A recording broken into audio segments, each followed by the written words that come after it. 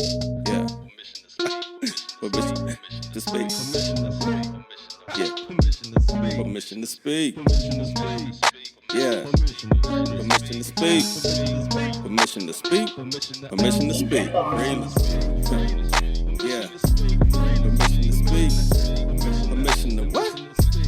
Permission to speak. Permission to speak. Permission to speak. Freely permission to speak. Permission to speak. Freely.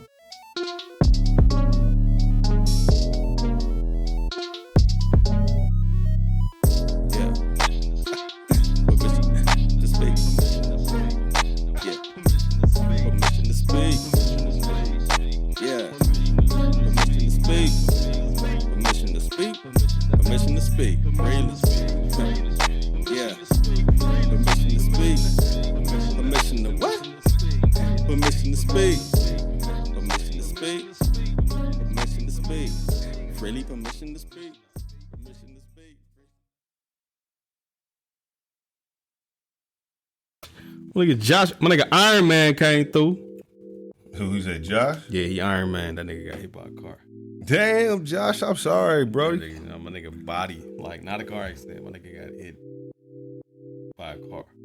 Like a vehicle? Like a moving car vehicle? It is car? I hope you don't mind me saying that shit. I'm sorry, bro. Damn, yeah, the bigger video. No, this is an old video. Get well soon, bro. I ain't cut my hair. Get well soon. I haven't grown my hair yet. Get well soon. Cut it. Damn, yeah, Josh ain't seen me yet, man. Yeah, I went on and cut it off, bro. I'm trying to look like you. I'm back in the wave game. All my brothers feel like they was killing me on the wave game. I joined the lock club. Now I'm back. Y'all watch y'all ass. Yeah. He did surprise a lot of us, man, with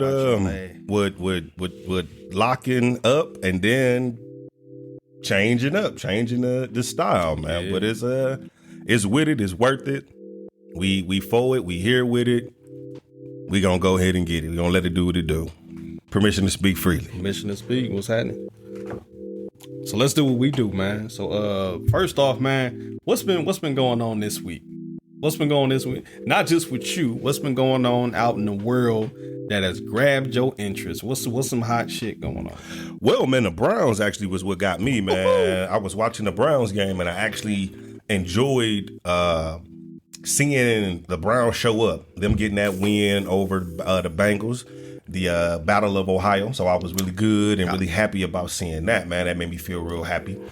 The defense to me really looked like they were there. It looked like they had some key players that wanted to show up. They got, I think, 24 or 28 new people on the roster on a 52 man roster. 53. I think they broke Joe Burrow. I think they broke him. I saw some. I didn't read it, so I don't want to be putting out no false information. But I believe that a week or two after Joe Cool got his big contract, he got benched. I'm not sure if he'll be starting this week. That's what I saw. Okay, on the article. I don't know if I don't know. That's just what I saw. I didn't look into it. I didn't read it. But the Browns defense broken, man. The Browns, for a while now, have had the Bengals number. Just had their number. No matter how poorly the Browns were doing, when it comes to the Bengals, it's like, we're going to show up. We're going to show up. So, I was happy to see it, man. The defense looked fucking amazing, as they should. Applaud the defense. Secondary, Cleveland. Oh my goodness. Against that receiving core? Come on. Yeah. Against that quarterback. Yeah. And I know it was wet, rainy. Fuck that. That's part of the game. That's conditions, man. We in the Midwest. They would have looked at Brady to handle that. Yeah, for sure. They'd have looked at Rodgers to handle that. Exactly. Oh, man, don't give me. Man, right, you heard. Yeah. Another contract, another move, another person out. Yeah. Man, get well soon. Aaron Rodgers, man, tore his Achilles. Was it Achilles or ACL? Something, man. He got hurt. First series, new team, you know, the Aaron Rodgers era in New York, the Jets. It's come to a pause, and he older, man. You don't necessarily. It's tough to come back from an injury like that, especially at his age and his career. You know, when Kobe tore his, it was kind of like, hey, is this the end? But Kobe is Kobe.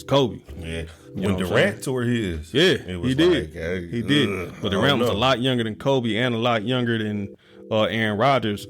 And honestly, and we talking about on the drop back, I don't want to be trying to scientifically see who used their Achilles more, a quarterback dropping back or pushing the ball up the court. But nigga, that's a pretty important tendon. Yeah, for sure. You know, so you know, I believe Zach Wilson get in there and do his thing for the Jets, man. We shall see. All right, man. So I'll tell you this, man. Other projects that I've been working on, the other things that's been like happening this week, man, is I've been dadding a lot, and that's kind of one of the things we've been saying a lot, especially because school is in. Yeah. Had to cuss my son out on the way here. That happens, man. Not cuss him out, but give him that tough, you know what I'm saying? Like, bro, it's on you, dude. 6th grade, middle school. Ain't nobody finna be holding your hand through this. It's on you. For sure. If you don't give a damn what I can't care more than you. That's crazy. Don't give a damn. I don't give a motherfucker. You know? But go ahead, man. I ain't mean to. No, you good, man. Hey, this is the place to speak freely about that, man. We dads the shit hurt, man. Because he's so much better than that, man. He's so smart. He's so sharp. He's such a great guy, man. Be a great student. Mm-hmm. And I almost can't even be too upset, man, because I was a good kid coming up, but I was a bad student as well. I wasn't turning shit in. You know what I'm saying? I was just doing goofball shit, not focusing on the main thing, focusing on the bullshit. Mm-hmm. And he kind of carrying that same trait, but the difference is, nigga, you got me. Facts. I ain't had me, but you got me. And if I got to be on you every single day, that's what it's going to be. But I don't want to have to be on your back like that. I want you to feel relaxed. I don't want to have to manage you and constantly be on you. But if that's what you showing me that you need to hit them books and get better, it ain't even about get your shit done. Facts. Take care of business. You know what I'm saying? Because again, man, welcome to the big league. Welcome to middle school. And if you think this is tough, ain't nobody definitely holding your hand when you get to high school, let alone just being out in the world. Yeah, just life. It's on you, dog. You got to get in there and get it done. 11 years old.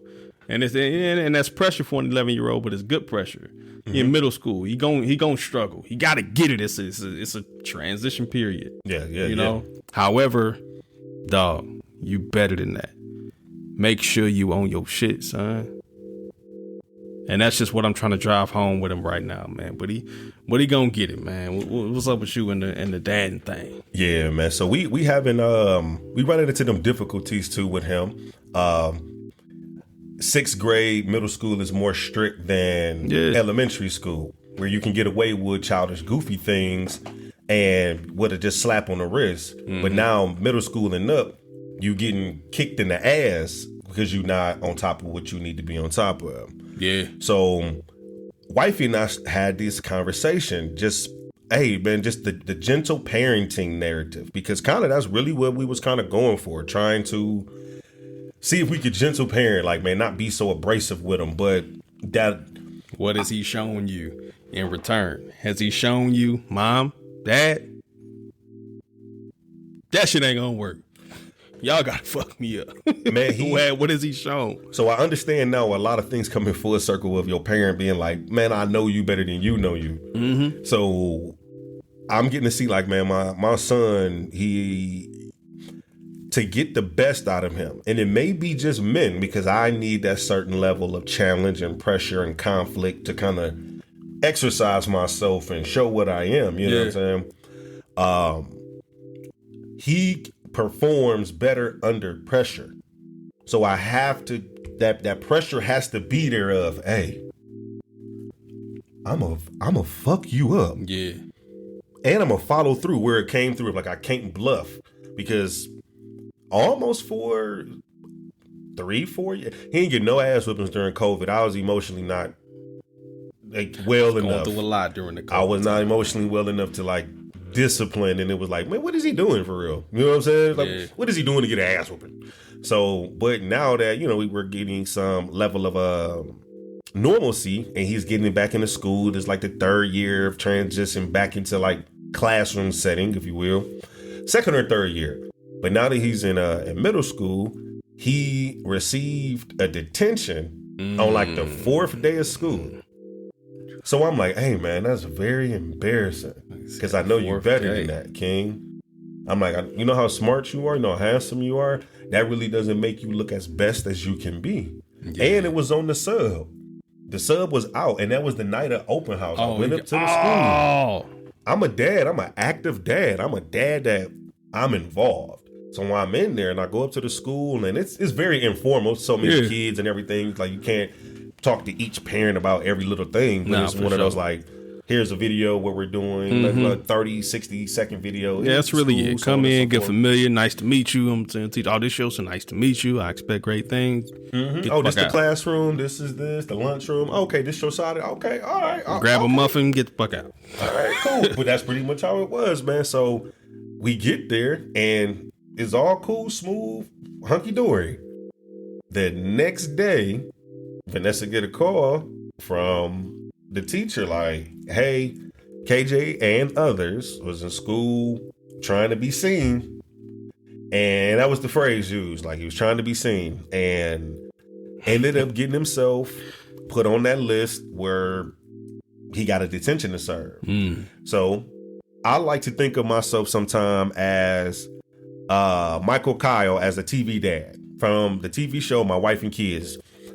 Damon Wayne is one of my favorite people and one of my favorite actors, comedians of all time. Shout out to him and the Wayne's family. In my family dynamic, to me, I'm either Keenan Ivory some days, but I'm most definitely fucking Damon. You one of the big bros. Yeah, I'm one of the big bros. So, but that being said, I hit him with my wife and kids dad. Okay, man, and I'm gonna torture you through chores and activities in the home. I'm gonna mess with your mental more than me whoop your ass. He ended up finding, and just my approach, my thought, he didn't say, but it's what I feel in my heart of dads. This was fun to him. This was a game because it was no pain. There was no physical pain. It was, I can't be on my phone. I can't go outside. I can't hang out with my friends. I can't do this and that. But I ain't hurt. I ain't crying. Yeah. I can still sneak some shit in here and there. But he felt okay with it. When he was upon that, so that following Tuesday, after Labor Day, he was supposed to serve his detention on Tuesday. He did not show up for his detention. And I'm driving there to go get him. Nessa called me like, this boy done showed up at home. He's wasted gas? Wasted gas time. I was asleep too, so it's really like, man, you don't wake up a dad while he sleep. It ain't 4:59, is it? But I'm like, man, so on my way back home, I'm like, man, I'm gonna go ahead and whoop his ass. I've been bluffing. I've been saying I've been whoop his ass for 1,096 days, and ain't nothing happened. He playing, he already had some other things compiled, and it was like, man, he got this one coming. Oh yeah, man. So as I explained to him, man, this is where the narrative of gentle parenting comes in. Gentle parenting doesn't always work because the world isn't gentle. Not at all. All right.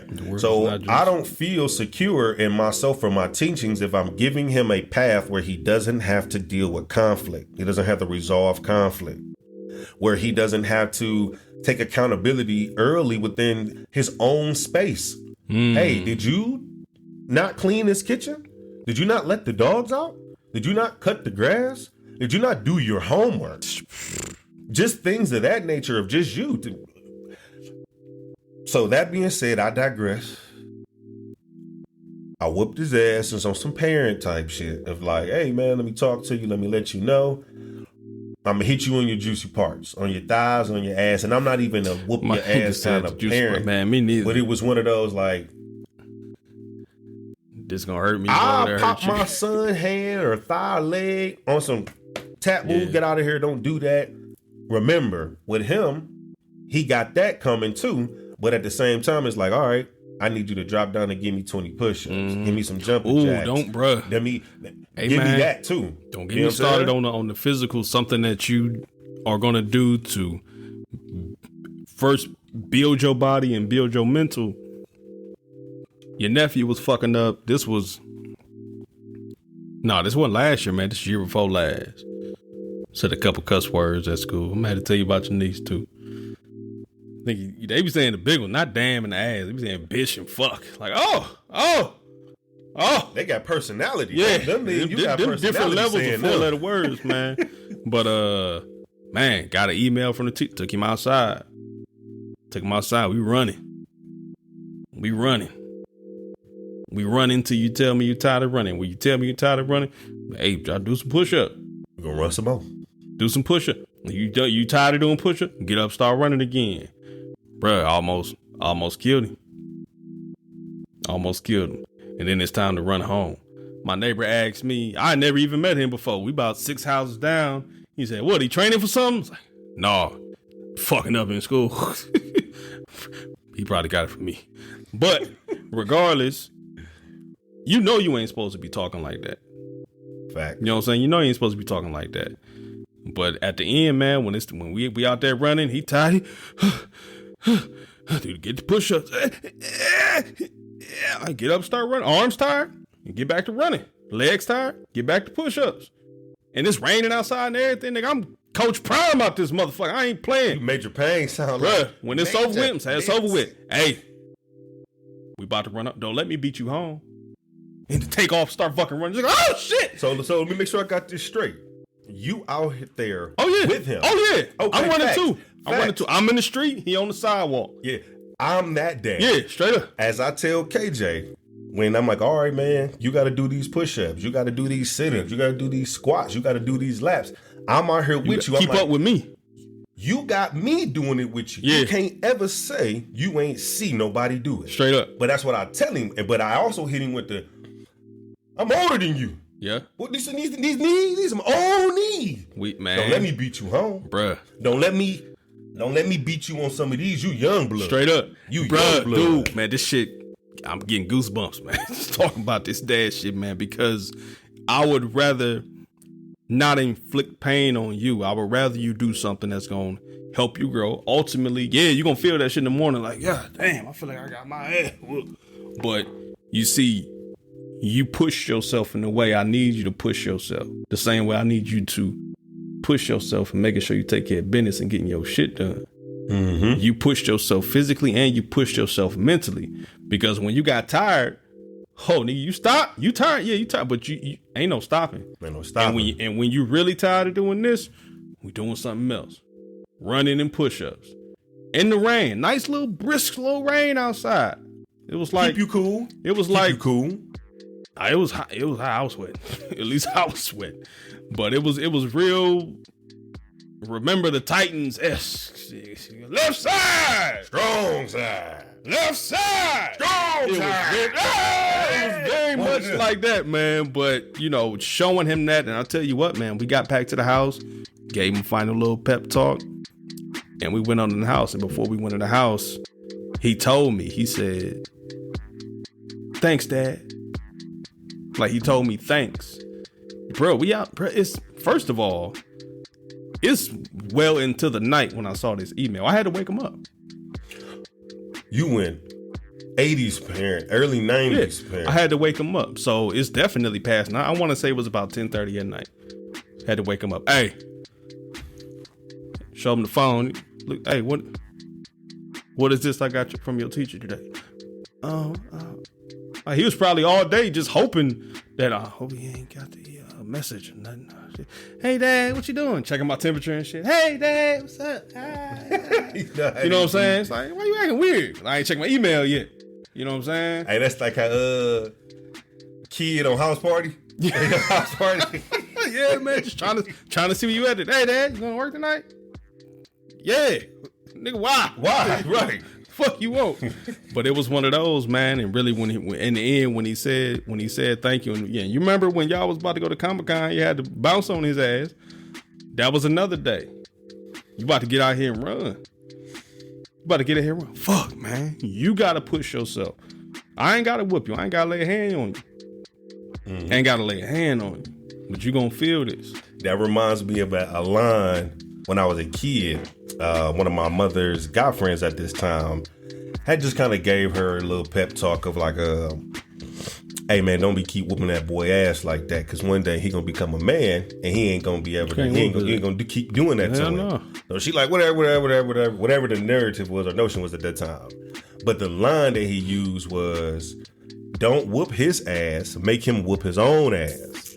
And that's where it came into the play of, man, make him start working out, run, so on and so forth. And it actually got me built at the age that I was. One, because it was like, you ever, as a parent, you ever whooped your kid ass, or you remember on the opposite end of getting your ass whooped? I remember my mother's final attempt in whooping me. Nigga, I was like in the 10th grade, and my brother, I love you, my brother, I walk in the house, cause you know, nigga out, doing my thug thizzle. You know what I'm saying? I had a cell phone, mama calling me. I'm probably out there, you know what I'm saying, sniffing a little something. Doing stuff. I ain't doing too much. I'm just not answering the phone. Nigga, I get home. It wasn't even late. It was just the fact that she ain't know where I was, and I didn't come home after school. Sorry, Ma, I understand the worry now, you know. But come in the house, let's just say like, man, nigga, 10 o'clock at night. How old were you? About 15. Ooh, about 15. Ooh. And you been gone since what time, man? I never came home from school. Like I went so you've been straight gone into, since I've been gone since 6 a.m. Nigga. The bus come at like 6:30. I'm outside. Continue, go ahead. A nigga never came home. Ain't tell my mom where I was. I probably told me, yeah, mom, I'm on the way home. Mommy make it home from work before I do shit. Now she trying to call, where you at? Like, I'm out here with her. I'm out here with her. Not answering the phone and shit. Probably put the shit on silent, nigga. Put it in my pocket. Man, whatever, nigga. I'm out here. Get home like 10 o'clock, 10:30 at night. Nigga, I walk in the door knowing, and my brother Lamar, that nigga, you ain't had my back like you was supposed to. Damn, Brody. But he did at the same time. But he did the same time. I walk in the house. Because now he trying to call me too. You know what I'm saying?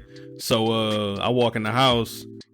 My mama and him sitting at the dining room table, which is pretty much the first, you know, little area you walk in the apartment. And I walk in, my mama, where you been? I turn around, put the little latch on the door. Nigga, she hit me like on my thigh twice. Listen, my brother go, Ma.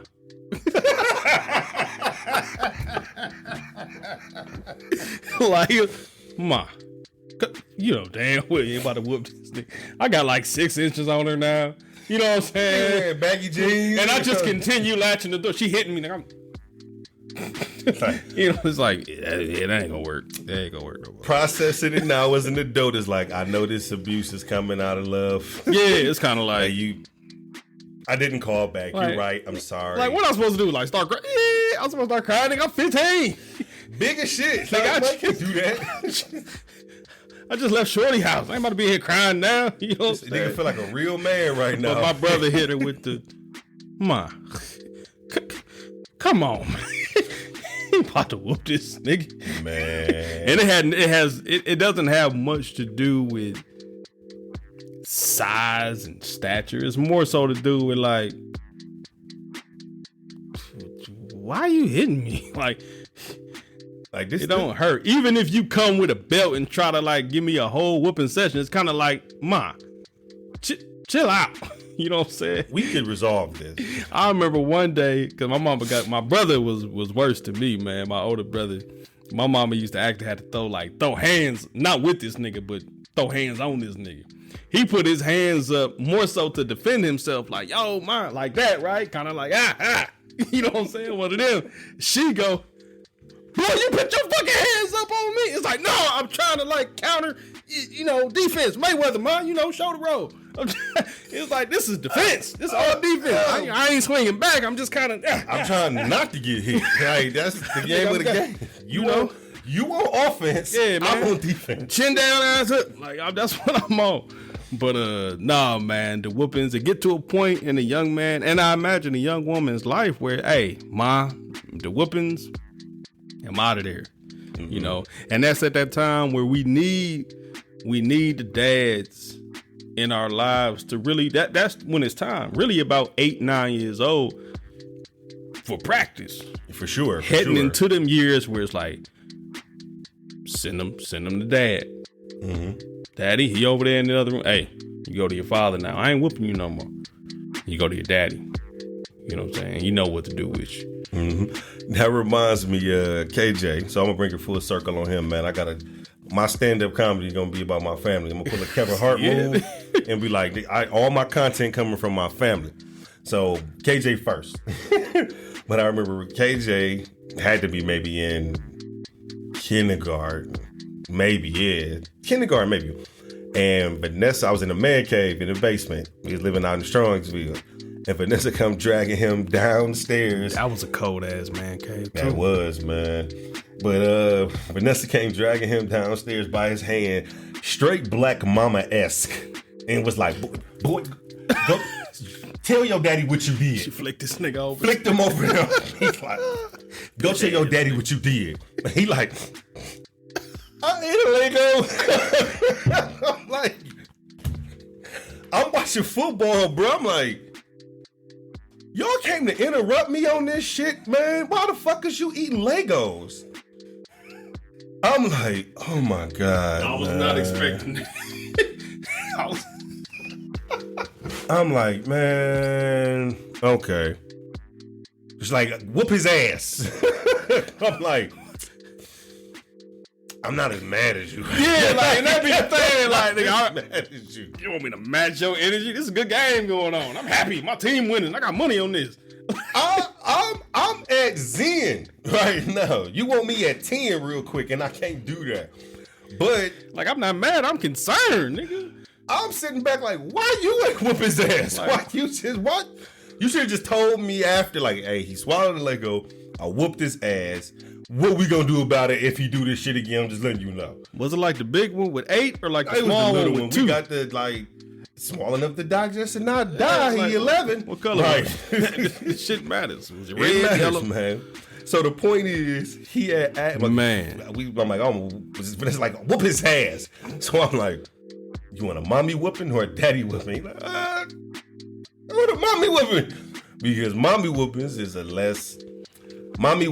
like misdemeanors. Yeah. You know what I'm saying? Little things, not something real heavy, you know, a quick little pop in the chest. Like maybe like 3. Ha, ha, ha. Yeah, she Go sit down. She don't close hand hit him too much. Like she might hit him in the chest, but it's more like a backhand pop in the mouth. Dad whoopings are more kind of location based. It's more like a get your ass in that room. We about to do this. Stay with us. We'll be right back. Here at Therapeutic Relations Healthcare Services, we provide essential services to essential people. We offer 24-hour residential care, transportation, adult day, and vocational training. We provide a safe and healthy environment that teaches daily living skills while offering activities that stimulate. Our passion goes far beyond the care of our clients. Our staff are highly trained professionals equipped to handle what comes their way. We like to think of ourselves as people-first employers. Accept the challenge and join our team now at Therapeutic Weekend.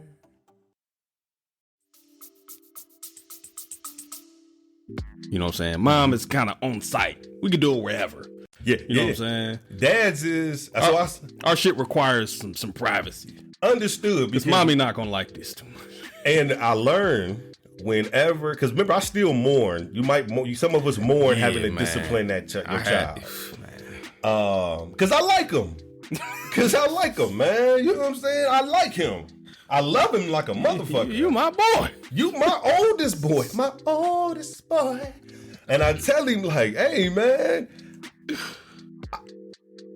you will be my friend once you and I have more in common. Yeah.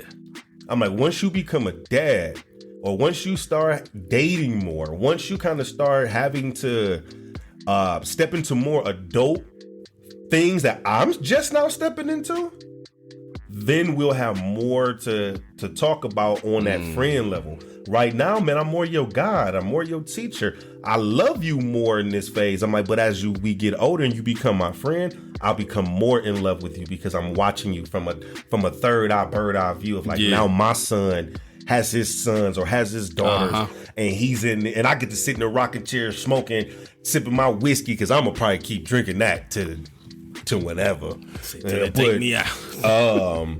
But just getting to see him, you know what I'm saying? So as I tell him now, like, hey, bring it full circle. Whenever you have to place that level of love on him, and it's a level of tough love, and you gotta mourn it, and wifey can't stand to see it, you doing it right. Yeah. It's like it's necessary for this level because it's like I can't see what you gonna do. And that's why it gets to a point to when they're around legit like 8 years old. Start. It's like, hey, go, you need to be outside with daddy now. Even if you just watch him, whatever daddy doing with it, hey, you with him. You know what I'm saying? Like the nurturing has been taken care of. Let's go get some of this naturing now. You know what I'm saying? Write that down. Let's go get some of this. Now you need to start to grow into a man, and it's practice at first. You know what I'm saying? We ain't about to have him outside wrestling alligators at 8 years old, but you're gonna see how it's done. You know what I'm saying? Oh, okay. You gotta roll him. All right, that's an alligator. Yeah. Okay. But no, man. So let's take a quick vote. Gentle parenting. In your experience, does it work?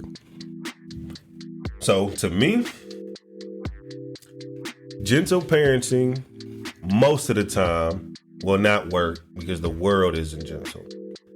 There is a space and a place for gentle parenting, and I actually feel like gentle parenting, I'll put it into the box of like, hey man, the gentle parenting I'll push, I'll even change my narrative. The gentle parenting I'll push is the lectures and the education that I give you. That's the gentle parenting, because whatever pain or punishment I place on you is because of love. The world has a place that the world has a place and a pain that it'll give you that even I'm saying to myself as your father, like, hey, I don't even want no wreck with that. Straight up. My job is to get you equipped and handled in a way that you can handle the world. You can rule the world. If I can't get you equipped at home or handle the pain from love at home, how do I expect for you to handle the pain of your employer? How do I expect for you to handle the pain of your spouse? Exactly. I can't, because what'll happen is if I don't teach you how to conflict resolve and things, how to muscle through and tough through, you'll grow up as most men, as his own father, giving him truth, transparency. Dad had a bitch ass nigga streak for a minute where I couldn't handle my emotions and the nigga got wild. And most of the time when niggas get wild, that's what land they ass in jail, because they had a bitch motherfucking moment, lost their emotion, did something, and got locked the fuck up. Nigga couldn't keep his cool. So I'm like, the world got a place for niggas that can't keep their cool, that can't resolve their issues, that can't handle adversity. And if you can't handle that from at home from somebody that loves you, that's teaching you, how do you expect to handle it in the world? That's real. So I give him that real game. I give him that lecture. So that's the gentle parenting, because the world got a place that it'll put us both, my nigga. Yeah, straight up. Straight up. Too much I need of that you to gentle, make it home to me. Yeah, or lack of that tough love. You know, that shit can backfire. I need you to have a balance of a healthy balance of fear and respect of what your father gonna think. You know, back in the day in households, see a lot of our fathers died back in the war. Your father died when you was real young, or perhaps you was a baby. You never even met your father. However, there was a photo of your father in that house, and when you fucking up, your mother gonna say, I wonder what your father would think. And even though you didn't even get a chance to build a relationship with your father, you built a relationship with the thought of your father being there. He's not even physically there. However, when that line is put on you by your mother, I wonder what your father would think. What would your father think? And it's kind of like, you know what I'm saying? Didn't Simba get hit with that shit in The Lion King? I'm gonna have to go back and watch, but it was one of those like, what would your father think? It's like, oh shit, dad, man. he's Fuck. gone. Yeah, One of those. It's like, fuck. So that nigga, we important, and I gotta champion us, mamas too. Y'all the shit. Okay, y'all day is coming. But Okay. we talking about fathers. We talking about fathers right now, Y'all- because the fathers are the ones. See, we the ones that get the bad rap in mass. You know what I'm saying? We get the niggas ain't shit. We get a lot of that. How come we can't be your Pickens ain't shit? We get, Tell them. Pickens ain't shit. Hey, you remember seeing the shorty had posted? I wish we could pick our baby fathers. Bitch, you Did can. You did. Who took your clothes off? That's what happened. That's, who? That's what happened. Like, I digress. I wish This we could exhausts pick our me. baby daddies. This exhausts me. You picked them. All right, so I'll say this, man. We have our views of what it is to tend to the kids, especially our sons. We speaking most primarily to our sons, but our daughters are in there too because they need the daddy love as well. They need that father figure, that male figure, that healthy figure that cares for them and loves them in their presence and in their daily lives as well. Yeah. So that kind of transitions into keeping up with some of the trends of things. Do you feel like you want to keep up with the gentle parenting trend or no? Do you feel like keeping up with certain traditions? We'll start there. Keeping up with the tradition of gentle parenting. Yay or nay? I don't know, man. Like you just explained, your definition of gentle parenting may still come off tough to others. The way I talk to you, you know what I'm saying? Like that's as gentle as I'm gonna get. Me really drilling into you when I talk to you, you gonna feel my words. This shit gonna hurt. You gonna cry. Gentle parenting ain't meant to hurt you and make you cry. It's meant for you to go, yeah, I understand. I'll be better. But you gonna feel me when I'm talking to you and I'm letting you know, boy, don't you know, nigga? Yeah. It's serious. It's really that's as gentle as I'm gonna get, especially when it's necessary. Now, when it's something like, hey, son, did not just tell your brother to stop jumping on the couch? Facts. But you felt it was okay for you to be. That's gentle as well. However, it ain't necessary to be drilling into you. But when you fucking up in school, you ain't taking care of business, Disrespecting your parents. doing goofball shit. Your turn. Oh, my bad. Not listening to me as the parent. Getting bad grades. Poor attitudes. Your room ain't clean. Needing to be woken up when you got an alarm. Man, you better talk to him. KJ gonna say, and that was this morning. I got a lot of material from my son. Hey man, you know Lathan asked me a few days ago. Trash was getting a little full, and I've been doing that shit on purpose lately to see who gonna take some initiative around here. And I ain't talking about my wife. I'm talking about my boys. Mm-hmm. They gonna keep putting shit in there and putting shit in there and putting shit in there. Now I'm mainly leaning on my oldest boy. I'm like, hey man, you can start doing more, man. This thing that you tall enough to reach the dishes in the sink and wash them bitches. At least load the dishwasher. You know what I'm saying? Properly. You old enough to do some shit. So I'm just throughout the day, I'm letting the trash fill up, fill up, fill up, and fill up. My baby boy, this nigga, he say, Dad, can you take the trash out? Nigga, I'll punch you in your goddamn throat. It's like, hey, I almost called you out your name, son. Who in the fuck? And I had to get up on him. I had to get up on him and say, hey man, next time you come at me telling me, asking me, can I take the trash? How about can you take the trash out? Huh? You can I ain't the only man in the house. You can tie that shit up and pull it out. Now, if you had said, hey dad, can I help you take the trash out? Or dad, can you show me how to take the trash out? I was more so leaning on your brother for this shit. But since you're talking shit, tie that shit up and pull it out that can. Teaching moment. Come on. Him and the trash can, same height. Nigga. Stay with us. We'll be right back. Please tap into me on IG. That's the primary platform.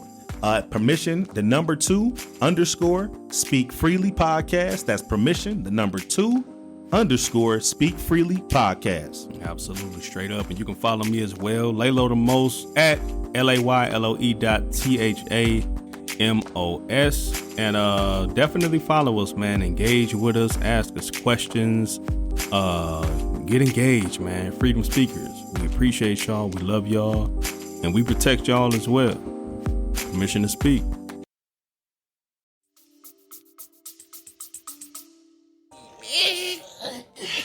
I can't do it. No, you was talking shit. Come on. Get it. You saw that the trash needed to be taken out. Get it done.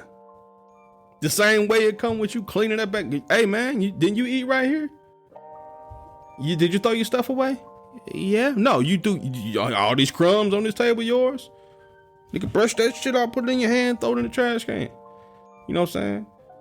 We use paper plates a lot in my house. My wife and I tend not to like dishes. I don't give a fuck about eating off a paper plate. I do not take myself that serious. Hey, I don't mind eating off a paper plate because shit, I eat out of the wrapper. Yeah, whatever I bought that bitch. Straight up, man.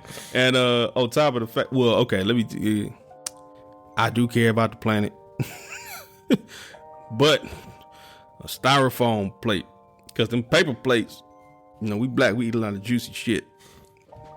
The paper plates, it should be soaking through. You need to stack about 6 of them bitches together to be able to hold the motherfucking greens, macaroni and cheese and shit. I'm saying, you notice most black people do not get, as much as we buy designer and shit, we do not buy top-notch styrofoam ware. No, not top-notch shit. I forget that brand my mother-in-law been getting, nigga. That paper shit fancy as a motherfucker. Like that, is it like them bitches big? Yeah. Them bitches she big. A unicorn. She different. She in more like different ways of like she thinks. And we're gonna talk about my man for a second, just on the narrative, not my man, but just the think like a man narrative. Okay. Because I was gonna say she thinks like a man, and she doesn't. She doesn't think like a man. Yeah. She acts as a woman to a man. Hey, okay. Straight up. Her thinking like a man is her trying to challenge or be your masculinity. Why the fuck is you thinking like me? Why? I don't need 2 niggas. I don't need one. Like, if you thinking like a man, who thinking like a woman? Who Nobody. acting like a woman? The show ain't me. It's like, hey, I need a woman. I don't need nobody thinking like me. I'm doing enough thinking for us. Why I need you? Yeah. It already sounds like, bitch, you trying to think for me all fucking ready. You my woman, right? Trying to coach me to do shit you want me to do. You already sound like if I'm doing what you want me to do, I'm fucking thinking like you. Yeah. That's what it sounds like, more than like, hey, as I had to learn even myself as a man, like, hey, no, I stand and think for myself. Straight up. I have to. It won't work for me if I am that easy to be programmed on a narrative or emotion that I can see conflicts with what I want to do or doesn't help overall of like, that doesn't hurt to do that. Yeah. But it's one of those like, hey, I'm pushing you to do something that I want because I feel like it might make me happy. Meaning like this person, it won't sit well. I'll call you on it and tell you, no, I ain't doing that shit. You better figure that shit the fuck out. Yeah. And I'll sit with it. Why you thinking like a man? Yeah, why you sit? Go ahead. So, note, don't think like a man. Yeah. Act like a woman. If you act like a woman, he will act like a man. It's only natural. I can't say all because there's more women than there are men. Mm-hmm. So if we're going to go into numbers, and if it's proven the numbers, somebody right or wrong, if there aren't very many men, that means that there aren't very many quality men. Mm-hmm. If there are more women than there are men, that means there are not that many quality women. Mm-hmm. That means there are more women that aren't particularly quality to some standard. And I just place it in the realm of like, most of the time, before you even get to a place of like, I don't like this person intimately, sexually, how their family dynamic is like, I don't care for their attitude of how they treat themselves, how they treat me, or whatever I got a chance to see around of like, or I can't even talk to them and ask them questions of change or like, hey man, have you thought of this or thought of that? Like they're not open to that. That would shut it down instantly. Yeah. So beyond anything that you're doing to enhance yourself or modify yourself to feel good or to be attractive to the opposing eye, if your attitude is smeary, it makes everything ugly. That's like that cute person or attractive person, that breath stink. Or they you know what I'm saying? You like, hey, he fly, but this clothes dirty, he stink. You know what Kevin Samuels used to say when women say, you know, these men ain't this, men ain't shit, men ain't, they know what he used to say? What's that? Who raised them? The father's been kicked out, put out, thrown in jail, and out of the house since the 70s. Who raised these men? Majority women. So who's the blame? I just always thought that was an interesting fact because it's facts. It got me interested. Yeah, like I didn't have it. In my neighborhood growing up, nigga, it wasn't no dads around. The only one who had their dad was Ernest, who was way up the block. He had his pops. Nigga, that was it. Dads wasn't around. I met Zay dad a couple times. Never met Juice dad. Your dads wasn't around. Yeah. It was mamas and grandma. Like, your dads, nigga, who? Purposefully female dominant. Yeah. And that's another argument of like, how did it get that way? That's a design. It's for another day. That's a design. Yeah. But that being said, man, I'm learning still as myself, as a man, of what it is to be a man, that I'm still defining as I'm challenging myself and I'm making over goals of what a man is. So it's difficult for me to have someone who hasn't had to, not difficult. It's unique to hear. I don't want to say it's difficult. Like I can't take that directive of a woman telling me like, this is what you should be, because I take what I need and discard what I don't. I'm not in an argumentative state with this person to really like let what they fully say pierce me, especially if it's like, I know you do not economically, and economic is just a big word for like business. It's a big word for business. It's business savvy. So if this person doesn't economically affect me or enhance me in any kind of way, I take what was needed and discard what I don't. But I'll get a chance to look at them and say, you're not teaching. If it isn't a mirror image, excuse me, and I say this a lot, even to like my wife, like, hey, do you know I'm the mirror image of what's going on right here? Trying to pull a delusion on me of like I'm not real or in existence of what's happening right now is mental abuse to me. Don't do that shit to me. You trying to make me believe something that isn't there, and you pulling out all these stops. I'm pulling out all the stops, and I'm letting you know how powerful I really am. Don't let my buffoonery blind you to my brilliance. Yeah. But I don't want to have to get in a realm of men of like, it's very short word. Yeah. And I'm long-winded as a man, yeah. but amongst men, when it's time for that, I'd rather be exhausted from all of this shit. 1000%. Then what? Huh? Go to that. 1000. Yeah, It go to that. It go to that. Let the men be the men. It was like, it would say, hey, sit down. The adults are talking. Yeah. Don't you step over here. But I've had to say that of like, that shit really hurt my feelings, man. And it really make me feel like you think you got the mental up on me. You're not playing me. I'm just playing along. Because if it's beneficial for both ends, I'm going to go along with it. I'm going to be, yeah, for sure. But once it's like, remember, I'm still a beast that to learn to tame himself. My father wasn't there to keep me in line and correct me. The world had to correct me. I had to correct me because I got a chance to, as a prophet mindset, I got to predict where my future can entail and go if I continued on certain routes.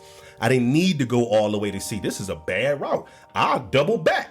Hey, nigga, I'm going. No loss, no gain. I ain't gained shit going this way. I ain't losing nothing going back. I'll go another fucking route. Straight up. So I've had to tame myself through my own disciplines, my own meditations, but I've had to speak up and get that war out of me. Yes, sir. I had to speak up and say, don't Don't do that to me, man. You my woman, or you my mother, or you my sister, or you my auntie, or you my niece, or you my cousin, or you my brother, or you my sister, or you my friend. Even you my staff, you my teammate, you my employee, you my lover, you my whatever title that you wear, I should be able to express. Definitely. Do not do that to me, because this is how that makes me feel. And if that is disregarded when respecting me is an option, you ain't gotta love me. Yeah. You ain't gotta like me. We don't even have to have fluent communication. I can understand you well enough. I can't think of the number, but what they say, most communication is nonverbal. They say 90%. Something like that. And I'm partially fluent in American Sign Language. So shout out to my cousin BBQ. Shout out to you. But I can pick up on what it is and still. He always signed the shit. He told me my locks wasn't real. He did. That shit was fake. That your hair was That fake. nigga was like, getting down like that. Shout out like, Man, Levon, play me. he said your locks fake. I'm like, the fuck, man? He said, "Oh, I say something nice." He's like, "Hey, how you doing? A bitch, Yeah, man, what's up? Good to see-" And he do say that too. He said, "Hey, man, good to see you. You can feel the love, man." For sure, Shout out to you. man. But teaching me different modes of communication. So when you don't even got to communicate fluent with me, but I can get the message. You don't have to spread joyous tides about me. You don't have to do none of that, but you will respect me. And that's respect ain't everything, but it's the only thing, especially to men. It's respect, man. Why men give men other respect just walking by. What's up, bro? Yeah. How you feeling? What's happening? Nigga, at any point in time, he could just have a bad day and want to let out. Yeah, what's going on with you, bro? It is a mutual respect. A lot of times an unspoken, just mutual respect amongst men. You know what I'm saying? Complete strangers. Hey, what's going on with you, bro? Hey, take it easy now. You know what I'm saying? Keep your head up, boss. Because we know how it is out here for us. You know what I'm saying? Whether it's dealing with the kids, the spouse, the job, the police, we know how it is for us. And so we lend you just a gratitude to say, hey, what's going on with you? You know what I'm saying? If you notice in our conversations, I never Justin Bieber taught me never say never. But Brandy taught me that. Brandy Fadler. Whenever I'm down, say that shit. Call on you, my friend. That's my. I like Brandy is one of the women that made me like brown skinned women too. Yeah. But Moe, shout out to you, Moe. Cinderella. But amongst men, it's a mutual general respect. Yeah. As we communicate with each other, we try to show each other as much love because it's an unspoken war that men have and handle. And as men who sit in certain seats that are looked at by the world as like we're sophisticated, we're entrepreneurial, we're leaders, we all of these different things. It's heavy to hear that sometimes, to be told that like, hey, I appreciate you, black man. I love you, black man. Sure. Yeah. The compliment that I always stay dear to my heart, and I don't even know this lady name, and that's sad. But more than what her name was, it was like, it sticks with me when she had told me like, hey man, you are such a man and I love it. Keep doing what you're doing. Nigga just ready to break down. But she didn't. I was ready to break down, bro. Ready, just like, hey, no matter if the world tells me I ain't shit, and I believe that I'm not shit, I believe I'm great. Yeah. But if my woman or my mother tells me that I'm not shit, then I believe that I'm not shit.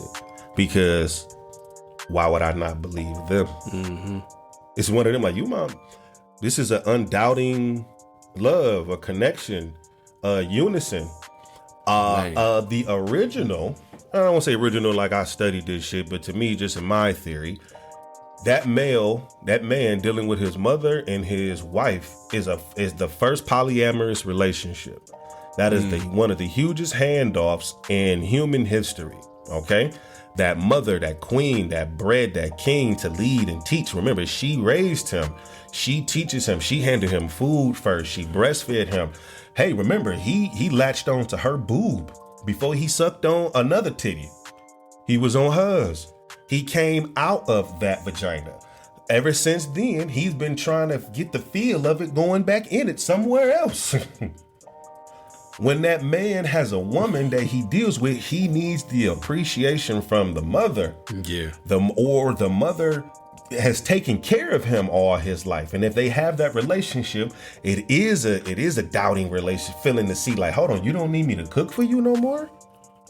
You don't want my macaroni? Yeah, and can be hard to let go. I could only imagine, see, as fathers, we tend to look, I'll put it like this. I share with my wife a milestone that one of my children doing, like, yeah, babe, she eating this now. You know what I'm saying? Yeah, she ate it. She cool. She eating what we eat. We got baby food no more. And I'm celebratory. You know what I'm saying? I'm like, oh shit, all right, mama. And my baby, she kind of, that's good. You know what I'm saying? She helps me to recognize, and she had mentioned this from time to time, like, this is outside from grandbabies, I very much look forward to being a grandfather. I did not have a grandfather. My children don't have grandfathers. I look forward to being a grandfather myself. My grandfather passed away before I was born, and even my older siblings was real young. So they don't remember much of having a grandfather either. So I very much look forward to that. But this is our last time. Stay with us. We'll be right back. You are listening to Permission to Speak Freely, broadcasting from Cleveland, Ohio, 216, home of the Cleveland Cavaliers, the Cleveland Browns, and the Cleveland Guardians. Go Tribe!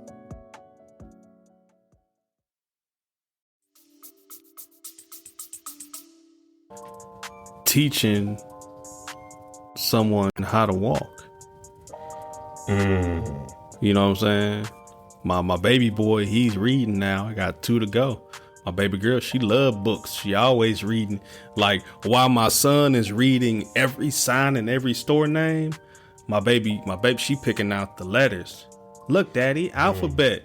Now, Grant, it was Planet of the Vapes, but she like P L A N. She just like, yep, look at Dollar Tree. Read that. Yeah, that shit happened just this morning. But this is the last time that we gonna do that as parents. So I understand why it's somber for her. However, I still celebrate. And I'm sure she does too, but she just helps me to recognize, like, hey, nigga, once she done shitting on herself, that's it. That's it. You know what I'm saying? It's gonna be us next. Yeah. It's gonna be us next. We gonna be changing each other in this. Lord willing. Hey, baby, you good? Yeah, wake up, go to the bathroom, babe. I think you got. Hey, baby, you done got me in the bed. You done got off the mat. I put the sheets on you. I'm gonna put the sheets on you. But no, man, I guess you could say she keep me humble in that matter. Like, wow, this is the last time we gonna teach somebody how to walk or how to talk, feed themselves. You know what I'm saying? And it is kind of like, wow. However, I err on the side of celebration and I guess that's just our balance. You know what I mean? Yeah. She's kind of like, oh, she walking now. That's it. Yeah. So I'll say this. I agree. Thank you for sharing that. Yeah. Because that helps me understand that just a little bit more of what Nessa goes through of being the only woman in the house and it's all men. Yeah. Only female in the house she got is Bossy, and that's our pit bull. Yeah. It's our doggy. And we got a bearded dragon named Spike Lee. We don't know if it's male or female or not. I never knew his name was Spike Lee. Spike Lee. Y'all know whether he a female or male? Well, we was looking it up, man, but it was like we was more excited for the dragon when we bought it than like the sex. It looked real cool. That's what's up. But I'll Google it tonight. Yeah. Now that I think about it, we have 2 male pets in the house. I told my wife, because she used to be outnumbered. Mm-hmm. You know what I'm saying? Nigga, I'm a boy. And we had 2 boys. You know what I'm saying? Hey, nigga, it's 3-1. And then her dog, which is now our dog, love him very much. Shout out to you, Artisevich. It's 4 boys, 1 girl, and her. And then we had my first baby girl. And then we had The second baby girl's kind of like, oh shit, fellas, they catching up. They catching up. They catching up. But when it comes to the kids, we even now. It's 3 boys, 3 girls, but we got the 2 male pets, nigga, Artist and Rodney. He a boy too. I got him a hamster ball. He was all around the house today. I always thought that shit was fun and funny as shit to see that hamster or the guinea pig. He was going like all, and like he got a hang of it quick. They only got. I ain't gonna talk about that lifespan. My kids be seeing this shit, but but it ain't as long as you would like it to be. So Rodney is about, I say in human years, we've only had him since April. He was only a few weeks old when we got him. In human year, Rodney, he probably about 15 years old already. 2-year lifespan. 2 years. That's all you get. That's all you get. They be. Yeah. Have you ever seen a guinea pig like in the wild? Or a hamster like in the wild? Like wild hamsters? I gotta ask that one black guy on like TikTok that do all the reviews on animals. Rats be getting their ass. Some birds, some to prey. They need humans to take care of them like sheep. They like sheep. Like sheep for sure. Hey, like them, like dogs, man. Like dogs. So I say this, man. We I get to learn through Nessa. Well, dogs, because we've all seen stray dogs. Dogs can live and survive on their own. Cats, we commonly use them as pets. The same way they self-sufficient like a motherfucker. Yeah, like they can't. But like we've seen stray dogs around the neighborhood. They just had a movie come out, Strays. They just out there surviving any way they can. Sheep cannot. They don't know danger. They need people or dogs to keep them safe. Sheep cannot. Sheep need humans. Goats don't. You got mountain goats, rams, and shit. They good. Sheep, bah. They need a shepherd. They need tending to. And here comes Jesus. Yeah, he was the goat. He was the goat that led sheep. Straight up, man. So I say this with wifey, man. I learned the dynamic in the home of her, like, she the only woman. And it's myself, my oldest son, Ken Jr., Kiwan Ali Jr., and then our youngest son, Cairo Adonis. He is 3-1. And then we got our 2 dogs. Boss is the boss. He a boy. And then it's Bossy. So it's 4 boys, 2 girls. However, we are going to adopt.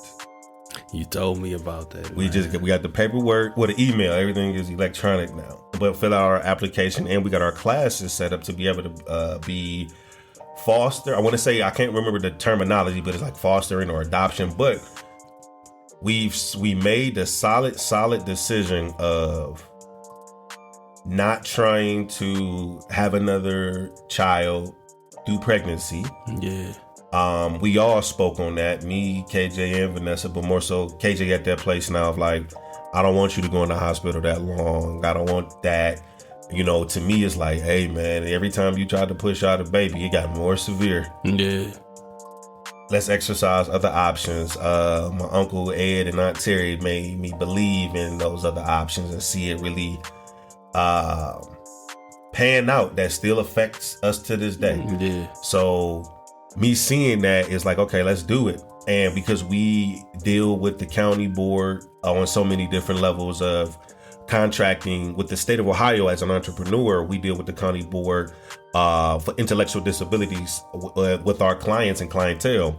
We deal with their families. We deal with our youngest son who receives some county assistance because he's on the spectrum and him being a preemie.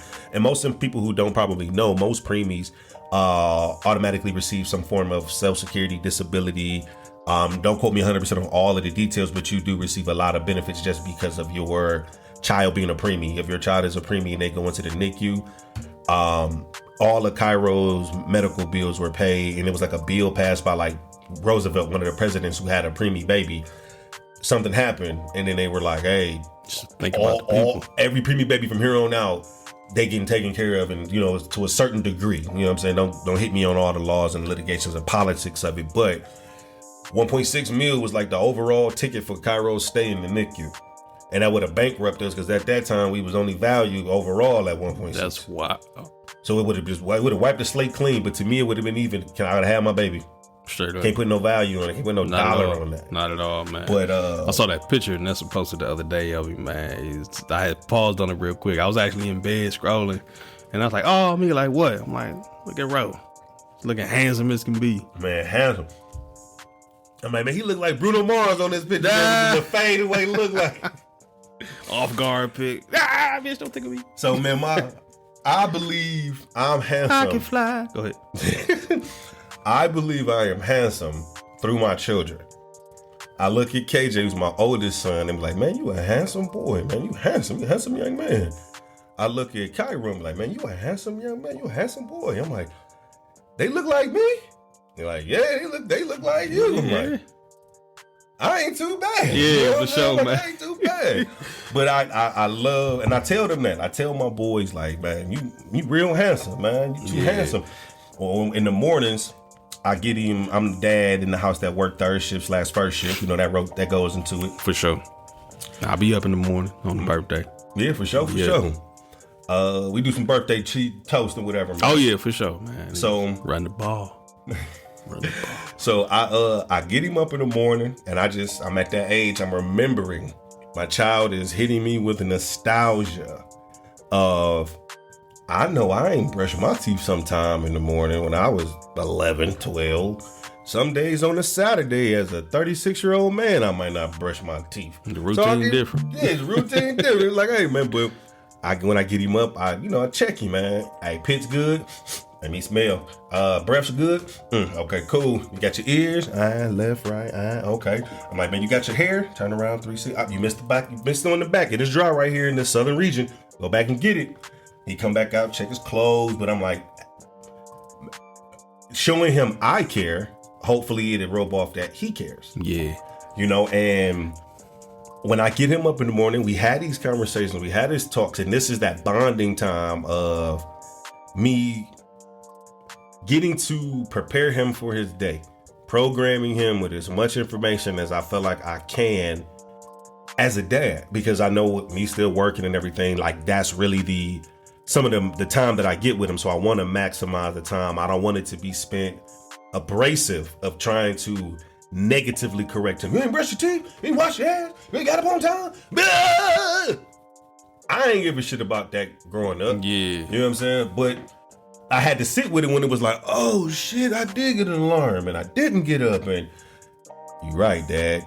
That's that taking that accountability. Yeah. You right. Hey, nigga, I was supposed to get up. I can listen to this Alexa to do all kind of other shit. I can't set it for this alarm or do whatever it is. So, but I get to spend that time with him. And when I get to spend this time with him, I coach him up and I tell him in correction in a loving way.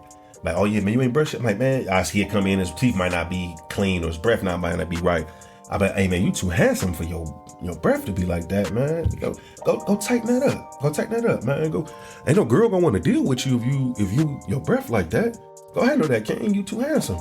So, all right, bet, my bad. Yeah. Instead of me, I used to, and sometimes depending on the third or fourth time, like, all right, man. Coming here with Are you brushing? Like, but just kind of trying to take the negative narrative off of the dad thing of like, what I'm doing to you is wrong. Yeah. You know what I'm saying? And making things that he needs to take accountability for healthy. They don't go to understand it until later, the same way I said, like, I understand why my mama ain't want us walking up to that store. I understand why my mom always made sure either me or my brother was walking up to the library on Superior with my sister. Mm-hmm. I understand why my mother was getting on my ass and calling me back to back, and my goofy ass not answering the fucking phone. I understand now. You know how nigga, how I be so nigga. Better answer the goddamn phone. You know what I'm saying? And I'll pull up on you with your location. Yeah, like, and as lax as I would like to be as a parent, man, these days, man, you can't be too lax. You can't be too lax, man. Cannot be too lax, man. So I'll say this, man. We've been speaking of a lot of things that's tenseful. Is why we smoke, vape, drink our whiskey or tequila. That's an honorary mention as well. these can be stressful topics, most definitely when we're talking in a safe space. You know what I'm saying? We want to, it's healthy to detox from, say, conjuring up old feelings and thoughts. I don't want to go home and whoop on my son now. Like, hey, I remember you. I forgot to whoop you for that. You got 3 lashes coming. But 5 ways that you relax. I'm not certain if I even have 5. I think if you have like I think having a solid 2, for me, you know, is decent, man. But oddly enough, when I can conjure up the energy, and this is supposed to be relaxing, but it does take energy. A lot of times the hardest part is getting there. Same way we talk about work. It's like, man, I don't feel like, hey, the hardest part is getting there. Once you're there, you good. You know what I'm saying? I don't feel like going to the gym. Hey, get up, get there.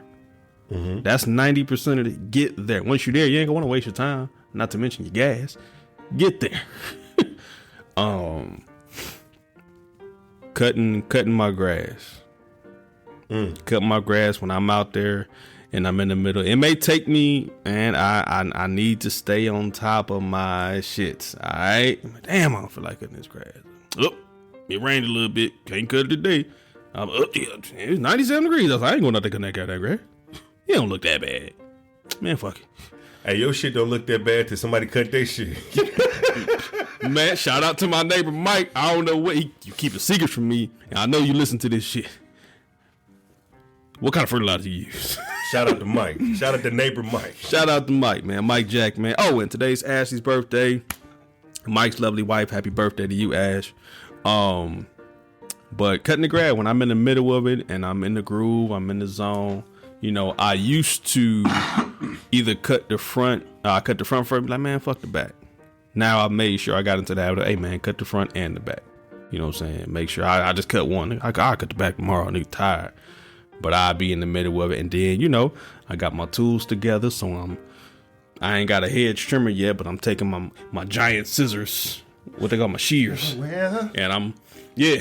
Well. Hey, where you driving that car? His driver called in sick today, and he asked me to fill in. Hey, well, you ain't drove a goddamn 6 years there. You know I drive no car. Shut your ass up. But say, don't you touch that car. Yeah, but I might piss on the motherfucker. I ain't gonna touch. Say, why you always got to say nasty shit? Cause I'm a nasty motherfucker. Shout out to the I got to say nasty shit, Ray. Man, I told Lo we was gonna watch that shit last week. He in trouble now. You ain't watch shit with me. His cousin on punishment. But yeah, man, they be on punishment together. But they in life, right? They life straight up. But getting out there cutting the grass, man. Let's say if I start cutting about 6 p.m. Shit, man, I'm leaving my wife hanging like a motherfucker inside because I'm out there. It does not take me 2 hours to cut my grass, but I'm out there, nigga. I'm gonna get to cutting this, lining it up and shit, nigga, blowing the shit back in the grass. Nigga, I'm out there. Hold up. And then when I'm done, the sun going down, shit be looking real good, man. The paint, when the sun is setting, the way I got pictures. The way it make my house look, and don't let my little lights cut on while the sun is kind of still up. My little lights around the house cut on, nigga. I'm around that bitch. I stand in the middle of the street, nigga. Look, my shit look alright, man. I'm proud of it, man. That shit. This a good color. I'll be out there to just walking. Let me look at the back, man. I can't wait to get the fence put in. That shit, boom, man. Hell yeah. Oh damn, I forgot to let me grab. Me and one other nigga in the neighborhood still cutting. 8:30 at night. Still cutting. Me and one other nigga. Damn, I forgot to All right, we cool. Spray some of this shit out here before I go inside. Now it's getting dark. I'm starting to see a couple lightning bugs out there. Mm-hmm. But I find my that's where I find my place a lot of time. Number 2, I wake up unnecessarily early in the morning. And I actually kind of pull this from you. You know, it's not even that I want to wake up that early, is that I feel like I need to get ahead of anything that may be coming. We wear a lot of hats. We carry a lot of responsibility for a lot of people. So like, I need to be up. I need to be alert. You know what I'm saying? Every chief is up before the tribe. Yeah, I cleaned out the hamster cage this morning. Rodney Tank. Yeah, because I can only technically do it at night because that's when he awake. So I start cleaning it like 4:30 this morning while he's still up while it's dark. He up all night and he's doing shit, putting the paper in his mouth, taking it upstairs. He'll rearrange his shit. I'll put less padding on the top level and I'll put more down because he'll get to work. Like, nigga, I want more shit upstairs. He'll stuff his mouth full of the shit and go through the tunnel and spit that shit out and arrange his shit legit with his little claws. Nigga, yeah, nigga, set my shit up, nigga. Fucked up my shit, hoe ass. I'm gonna put me a bean bag right here. I put him a little ladder upstairs and make sure my man got food and shit. But anyway, I'm getting off topic, man. Waking up early. My house is completely quiet. Me and the pets is up. Me, Rodney, and Artist. Mm-hmm. It's just us. And whatever little ants might be in there. Spiders and shit. They were doing work too. Yeah, but it's just up, man. Getting up early enough. And sometimes I'll even have a chance to, put a little tune on. I put my workout on. I'm still listening to that Killer Mike Heavy. That's my workout album. Get my little workout on and just having ample time to have to myself. The kids are asleep. The wife is asleep. And literally the entire house, at least the first floor in my man cave is mine. You know what I mean? So off the top of my head, I just got two things that I really take for myself and that I know is therapeutic to me, and that's cutting the grass and being up early while it's dark. The house is calm and quiet. My house get loud, bro. My house get loud. There's 6 of us in that motherfucker. Yeah. You know what I'm saying? So having that time is definitely something that I gotta take. Not only to be on alert for what may come, but just taking that time for myself. Throwing on ESPN and catching up what games happened last night. Just having that time. It's quiet.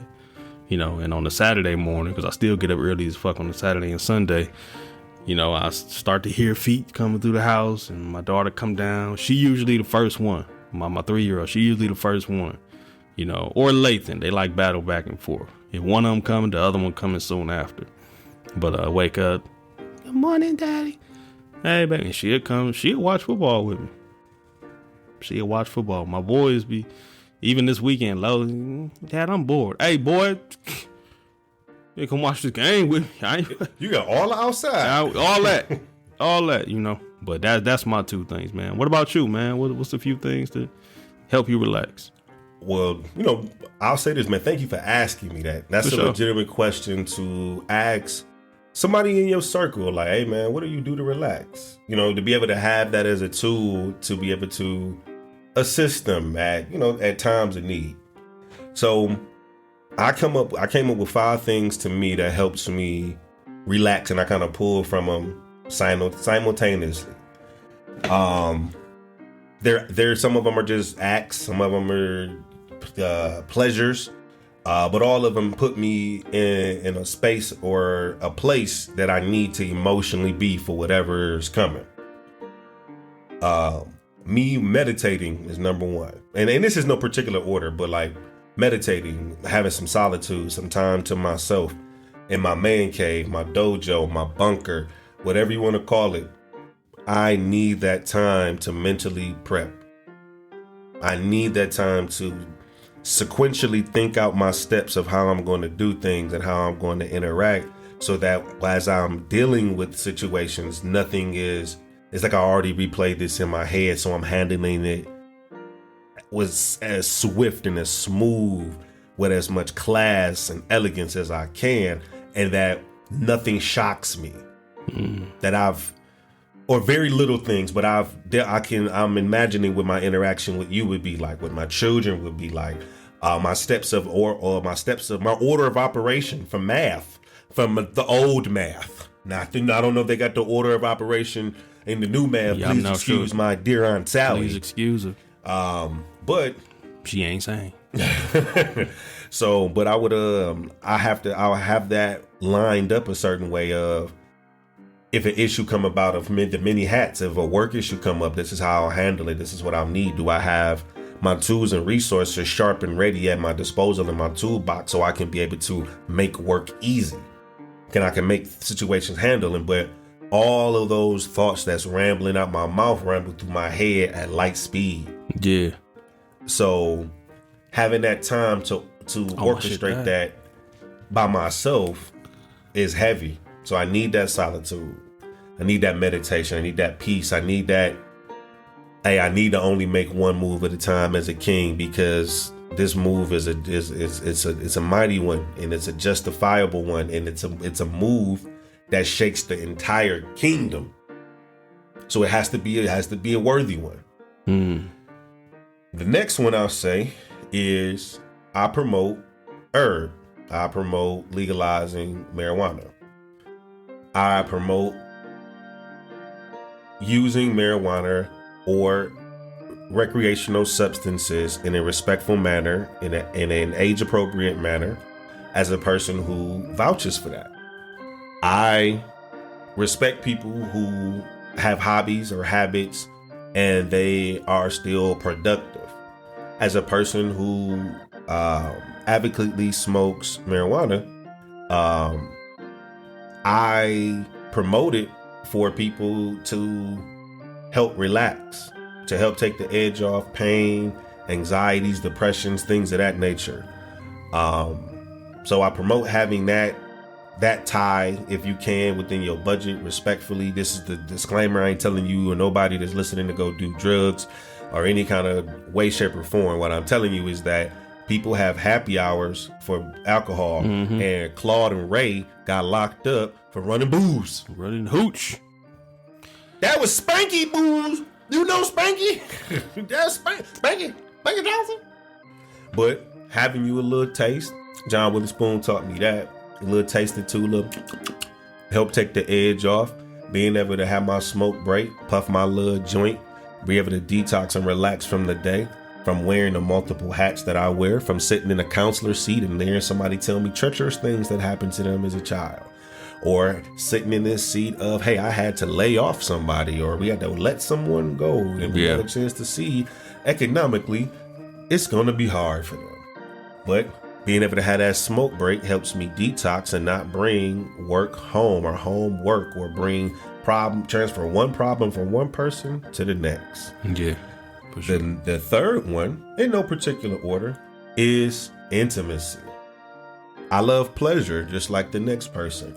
And intimacy comes from multiple different levels, and not just a romantic intimacy, but being able to hang out with my children and have that bro time with them of like, hey, my son remembers us getting pizza and watching the football game and him being like, Dad, is the pizza man showing up today? Because it was so used to and routine. Like football season that means coming, basketball season filters right in, and then the end of baseball season, it's something. And then wrestling, we used to bump wrestling. So it's like, hey, suplex your ass. But it's something on for an hour or two of entertainment for us to be able to chat with, bond with. I get to explain something to him about that. Intimacy with my wife, getting a chance to lay up, man. As the people speak a lot about the love languages, man. I'm all love languages. I'm not just one. I'm all of them. I need them all. I'm that high maintenance or needy, if you will. I need all that shit. I need all that shit. And it don't got to be in no particular order. Do you have a top two? Yeah. I'm more touch than talk. And that's saying a lot. We can have a whole conversation and not say a word if we sensual like that, if we seductive like that, if we poetic like that, if we got that art of us, like, hey, I can entertain you without saying anything. Yeah. But then I'm also words of encouragement. I really I love to hear, hey, you doing a good job, man. Yeah. Just like the young lady who just randomly mentioned that to you out of nowhere. That's something that really hit you. It's like, hey, I need that encouragement. Like that shit'll always stick with me. Yeah. It's like, hey, I feel like I'm doing a great job, but for someone who has no benefit to you or from you and just wants to let you know, like, hey, I see what you're doing, you know, and you dope. And if nobody else appreciates you, I do. And I receive no direct benefit, if you will, from letting you know that. A lot of things your motherfucker trying to get something much. Hey man, love what you're doing, baby. Keep up the game, man. Let me hold up. You know what I'm saying? I compliment you. Looking shining, baby. You shine. Yeah, but it's like, hey, I just want to motivate you, man. I'm gonna share this with you. Lathan's first day of school was last week. And his school from last year closed. In the district we in, they closed one high school, one middle school, one elementary school. It happened to be his elementary school that was closed. So now he's at a new school. It was a small school. I think it was only 250, 300 students in it, maybe. So a relatively small school. But now these kids are now going to another school that's not too far from even that one, So the pickup lines, first of all, the drop-off line was crazy. Kids getting in the school, but no kidding, bruh. An hour late. Like, I've been in this line for an hour. No kid, I'm not exaggerating. Like, a long time, down there 10 o'clock by the time kids getting in, school starting 9. You know what I'm saying? About 9:30. 2 classes, probably. Yeah, straight up. But the drop-off line was even more insane. I got there late on purpose because I knew it was going to be wild. I got there 4:06, school let out 3:40. I got there 4:06 thinking, all right, man, shit should have died down by now. I should be able to get in, a few cars, no problem. The line was insane. Still, I got there late on purpose. School buses having a hard time getting in. Oh, it was a clusterfuck, man. By the time I got in the parking lot, one of the ladies who, teachers, they volunteer to do this after school, run the pickup line and stuff like that. So she's a teacher and she out there, bro. It's hot. They canceled the first 2 days of school because of the heat. So this the first day. It's still hot. It's just not as hot to shut school down, but it's hot out there. And she out there trying to direct all this traffic, and I see the look on her face, and she's stressed and sweating and just got her air horn and just, hey, this way, trying to get everybody to get their kids and go home. I roll my window down, and I make eye contact with her. I've never met this woman before. Again, this is a new school. Before I even got a chance to say anything, she kind of looked at me with this look on her face like, I know. I imagine she was thinking I was going to complain. But all I wanted to do was say, hey, you're doing a great job. You know what I'm saying? And she melted in thank you. Like she said, oh my God, thank you. I ain't here to talk shit. This shit ain't your fault. Mm-hmm. And you doing your best to manage and get us all in here and out of here. Shit just ain't with the plan we had wasn't working, And I imagine that a few other parents rolled down their window to talk shit. Hey, is it going to be like this every day? I have to get that, you know what I'm saying? Complaining and shit, Mm-hmm.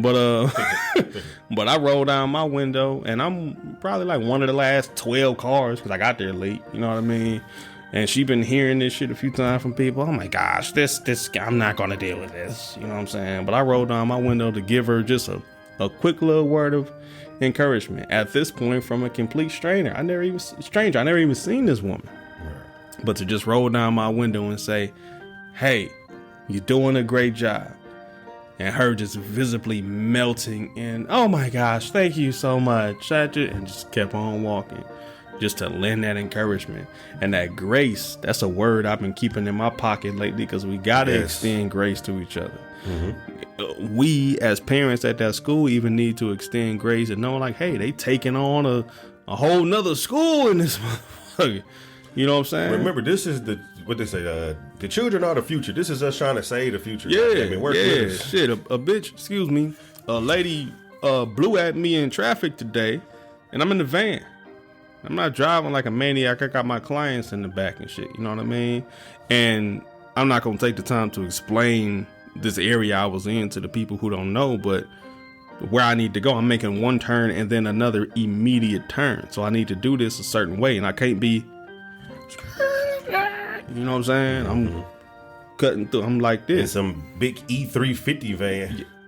She was like in the excursion or something like that, like behind me. Well, yeah, of course, I'm in the E350.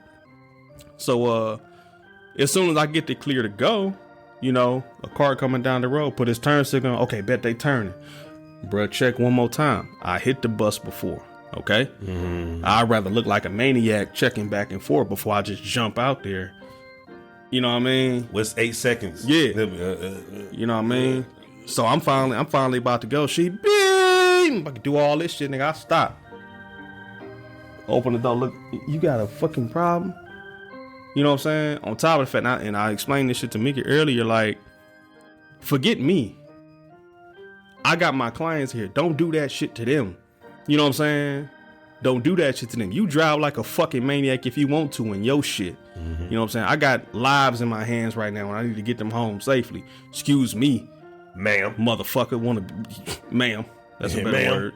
You know what I'm saying? I ain't gonna call her a bitch. Yeah. I'm gonna call her a ma'am. Unstable creatures. But that ass, man, want to blow at me and shit, you know what I'm saying? And then, as I make my turn, again, I need to immediately get into the right lane. And she pull up all close to the van, doing all this shit. Again, bitch, don't do that. And I almost caught myself using language I wouldn't typically use with my, you know, those who I care for in the vehicle. And I had to, I'm like, you know what? Something going on with that trick. You know what I'm saying? I'm going to let her have it. I ain't never got to see you again. You know what I'm saying? I'm going this way. Go on about your fucking way. But don't be asking me to drive like a fucking moron because you in a rush. You know what I'm saying? You was late. You should have left a little earlier. Should have left a little earlier. So, hopefully you hit. I don't know you. All right.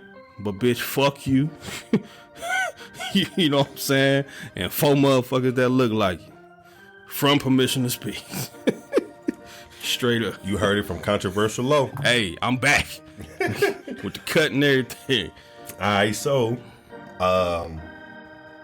the no particular order, but to finish up the intimacy with wifey. I want that layup. We just watch TV. We kind of listen to music. I'm real handsy. I'm real touchy. I'm real feely. I'm real so touchy-feely. I got in trouble for not touching her enough after I had to starve her ass. She ain't above getting starved either. And for those who don't know, starving means I will retract myself from you. You didn't respect my presence, so you have to feel my absence. And me not saying something says something. You hear that. Yeah. Me not saying nothing, you hear it. Yeah, I call it taking me out this bitch. Yeah. I'll take me out this bitch. Not meaning that I'm physically not here, but what I give you when I am here, if it's going unnoticed and unappreciated, oh, okay. Mm-hmm. You gonna feel me when you no longer receive my benefit. Not permanently, but he usually wash the dishes after I cook, and I ain't even got an egg. Take me out this bitch. Take me out. You know what I'm saying? Oh, she pooped. I bring you a diaper. Like, oh yeah, for sure. Here you go. You know what I'm saying? Like, it's shit like that. Not letting my baby just run around with shit on himself. Like, oh shit, babe. Here you go. Here you go. You know what I'm saying? Your mommy. And not me jumping up and coming to your aid with certain shit. You know what I mean? Yeah. So I definitely understand where you coming from with starving. I just call it a different name. Yeah, it's we using different styles to get to the same place. Yeah. That's it. So, but I would starve of like, hey man, I need to giving away my secrets. We teaching. We teaching. People we educating here. This is for intellectuals who listen, take note, and we add a lot of humor to what we doing, but humor is every human being's commonplace, baby. Let me add this really quick, man. When I say taking me out this bitch, like, because a lot of people would say, oh, he being petty. I wouldn't necessarily say that, but see, I have such a love for my woman where I want to be present and a tool and making sure I'm doing everything I can to make your life or even your day, that hour easier. Babe, what you need? You good? You straight? What you need from me? I got you. You know what I'm saying? But me taking me out this bitch as much as me not being motivated to do so. It ain't being petty. Well, fuck it, I ain't gonna do it. It's more like I ain't even feeling you right now because you ain't, you know what I'm saying? I'm not getting the return on what I give. Not on some tit for tat shit, but it's like I give and I give and I give and I give, and I don't feel take me out this bitch. Yeah, it just happens. Yeah, we call it I'm being like, the Lord is like, I'm exhausted. Like, yeah. I'm exhausted with it. I'm deflated. You deflate me. Because I'm already, I guess, full of air, hot air, talk a lot. But it's like, for certain things that I do, there's no need to talk. Action, do means action. Yeah. So the things that I do speak for me. The action in return needs to speak for you. Yeah. But that's one of those. Straight up. That's one of those of like, I need this from you. Yeah. Even on the small level, like like they say, man, 90% of communication is not verbal, it's body language. So if I'm coming in from a day of work and I'm bringing the kids home, getting them in and shit, and my wife works from home most of the time, and I go in her office and what's up, babe? And I go in for a kiss and you kind of throw me the cheek. I don't like that. I ain't like the way that feel. I didn't like, even if she didn't even mean to like give that message, it still meant for me kind of being brushed off or even put in second place to what you focused on right now. You can't take a split second to give me a kiss. You gotta, hey, throw me, you know what I mean? That shit right there is kind of like, yeah. Throw me them lips. Like, look at me. You know what I'm saying? Hey, how was your day? You good? You know what I'm saying? Like, I need more than just, you know what I mean? And we've talked about that, and you know, she's gotten better in understanding that, like, shit like that don't sit well with me. You know what I'm saying? Don't just throw me the cheek and not even make eye contact with me. I ain't seen your ass in hours. You know what I'm saying?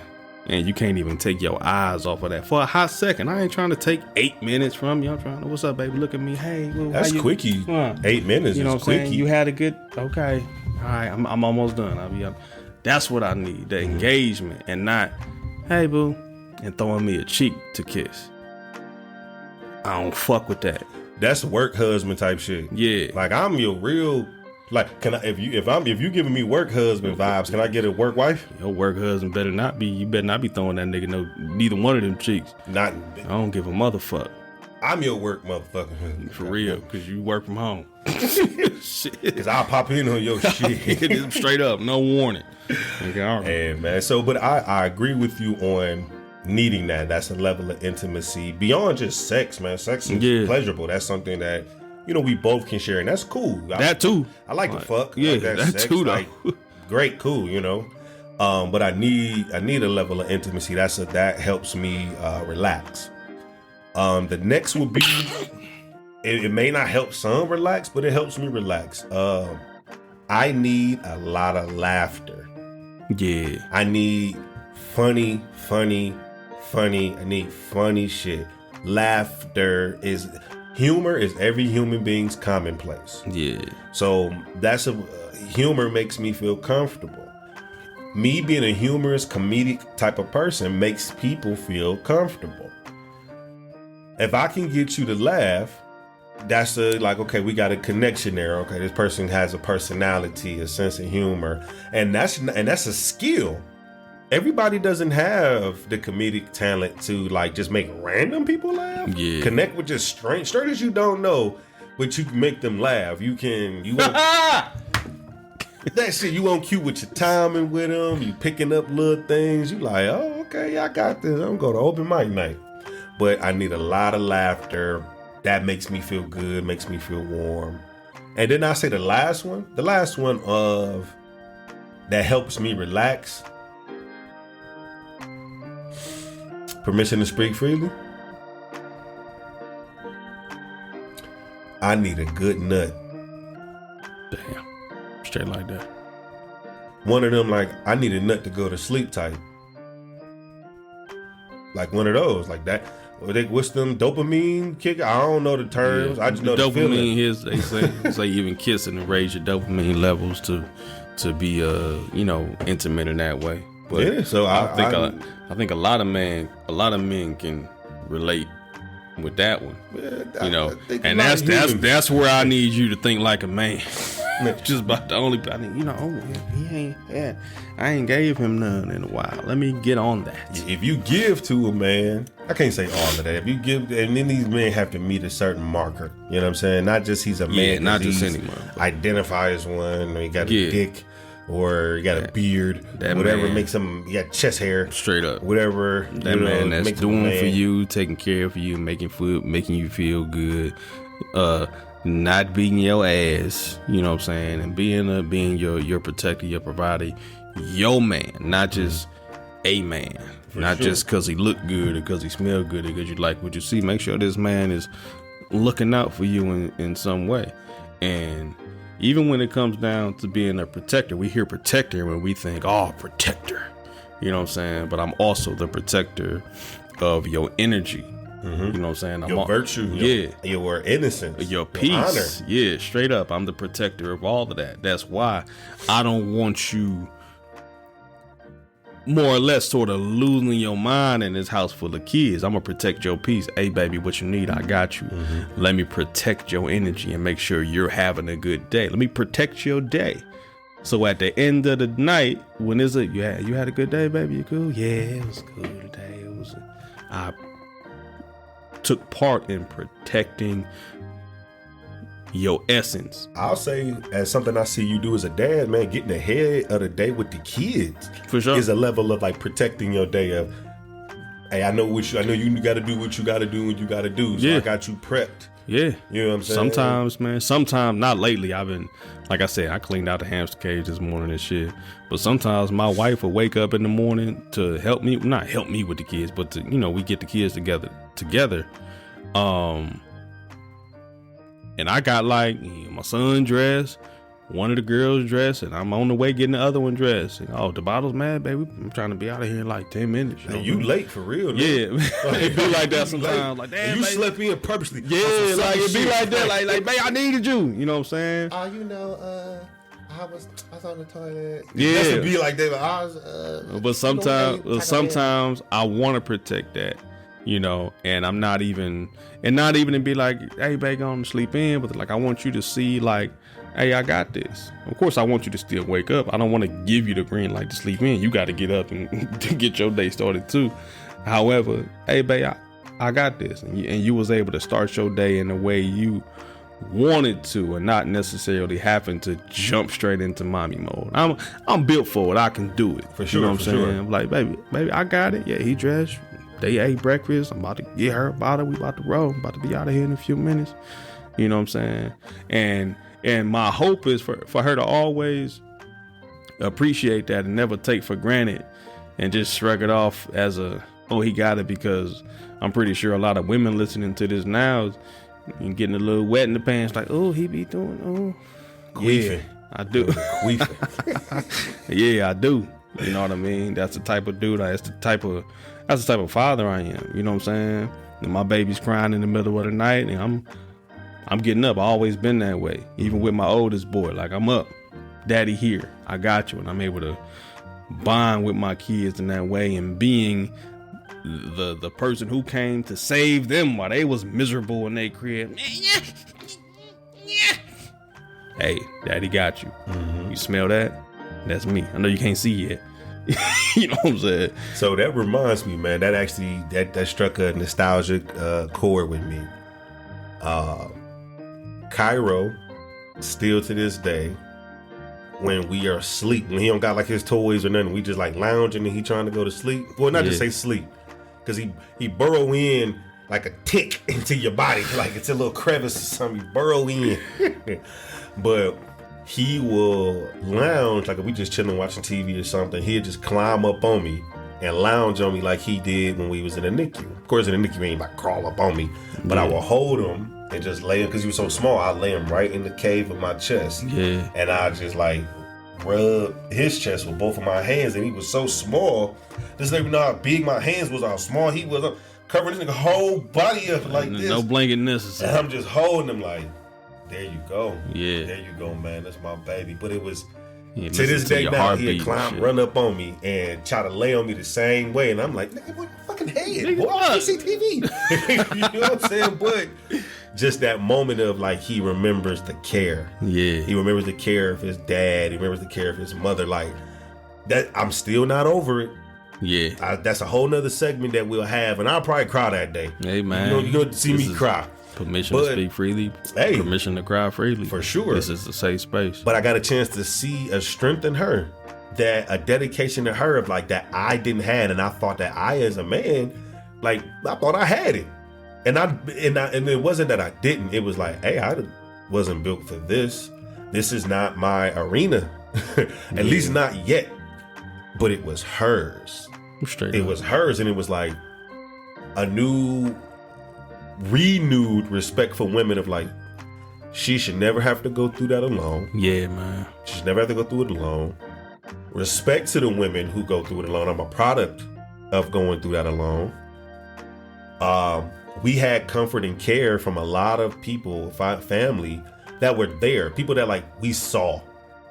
Not just people that reached out, you know what I'm saying? Because much respect to them too, but it was still people who was like around in the presence. Hands who on. Still hands on, who still understood our safety and concern with our child of like, yeah, he's home, but nobody coming to see him yet. Oh, well, this person was there. Why was this? Like, bitch, because that person never fucking left.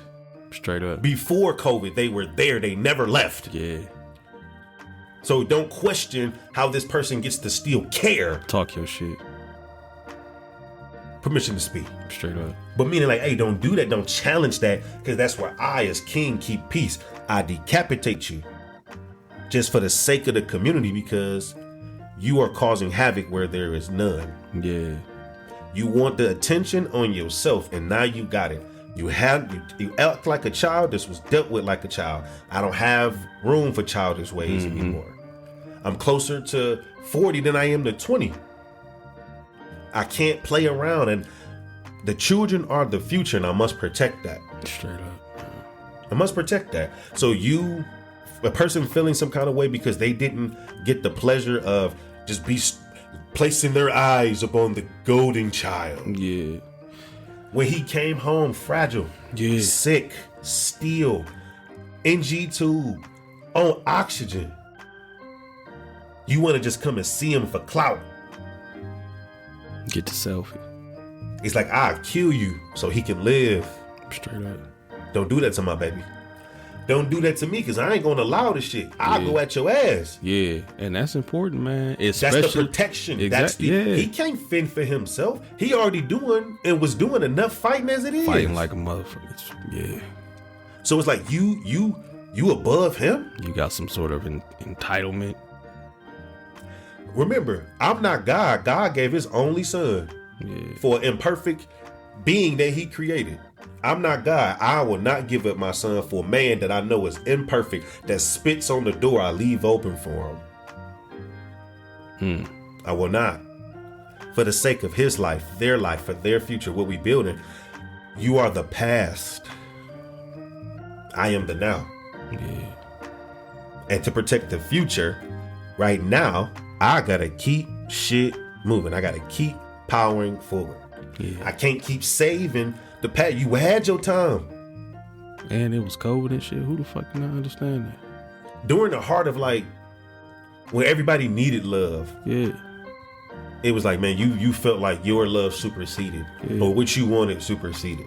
Even still now to this day, it's like you feel like your shit supersedes. If you are for the people, it ain't about you. Straight up. So, I'm going to tap into probably all 5 of these ways to relax tonight. No, for sure. Yeah. Starting with if I can get a nut. You know, start there, get a nut. Be intimate with my woman, smoke some weed, lay up with my kids a little bit, laugh, joke, talk shit with them, laugh. It's a full fucking day. You can follow me on IG at permission_2_speak freely podcast. That's permission_2_speak freely podcast. Yep. And you can follow me. I'm your boy, Laylo the Most, on IG at Laylo the Most. That's LAYLOE.THAMOS.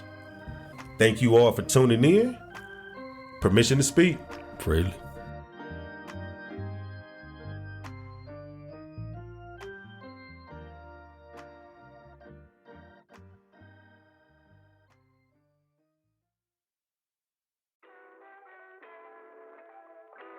Flight 807 approaching runway 7 Bravo.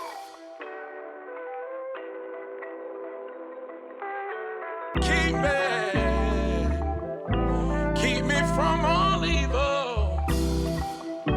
Lord, would you keep me as I travel down this road? Lord, keep me